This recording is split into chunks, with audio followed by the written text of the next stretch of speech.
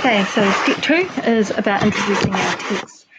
This is where we're selling the text to our students, and so it matters hugely what we do at this stage. I've put some links in here. Still I Rise by Maya Angelou, absolutely fabulous reading of it, where they've developed fantastic visuals to go with it that develop the ideas in there, and the same for Rudyard Kipling's If, especially for people who are really into sports. It takes a poem that isn't that accessible to lots of Year 10 students and really helps people get an understanding of what's going on there, and fantastic if your work is on growth mindset. There might not be a recording of what you're doing at all. There's no recording of the West Coast poems that I did quite a bit of work on with my Year 10 class, but you're absolutely looking to read it out loud yourself as well as you can. You can always do a recording of that, get someone else to. This is the selling point for students to be able to engage with digging deeper into the text. In step 3, we've got our text, we've read it out loud, everybody's got a copy of it, they've had a chance to read it, and ask some general questions.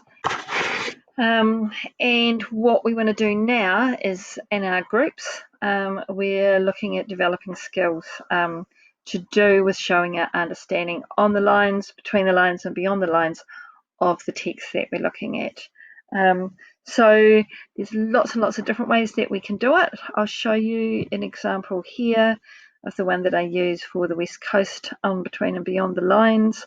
And at one level, totally worksheet country. If you pull it apart a little bit more, you can see we've got some annotation where I've scaffolded the annotation for the poem so that they know exactly which language features that they're looking for. I've asked students to write on the poems themselves. At this point, I really like to see some handwriting so they can see the difference between what they've annotated and a clear difference to the text itself. Obviously, options like Kami to do annotation in other ways can work. Definitions for words and phrases, these can be turned into something much more kinesthetic, where the students are making pieces of card with the words on the back and putting their definitions and playing Snap together. We've got the chance to turn it into something like Quizlet. You will know your students and how it's going to be best, and obviously lots of experimentation will be involved as well, in terms of giving them that multi-sensory experience with the poem, which is why we want to use the very best of the digital world, and we want to use as much paper kinesthetic elements as are going to help as well. Then we head into identifying main ideas, and we're weaving in things like evidence, tone.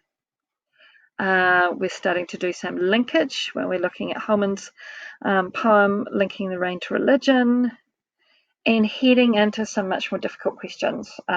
There's a section on philosophy in the poem, and it's quite a bit of despair in there and some compare and contrast.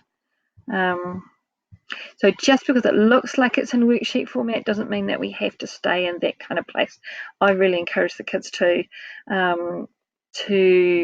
hand out the jobs to different people to be working on, and so everybody's contributing some answers back, whether they're finding it really, really easy and they're straight up there with considering the role of the philosopher in handling the West Coast rain, or whether they're going, I'm going to find the rhyme and I'm going to annotate that and I'm going to make sure everybody else has got that because we're going to need it in the test that's coming.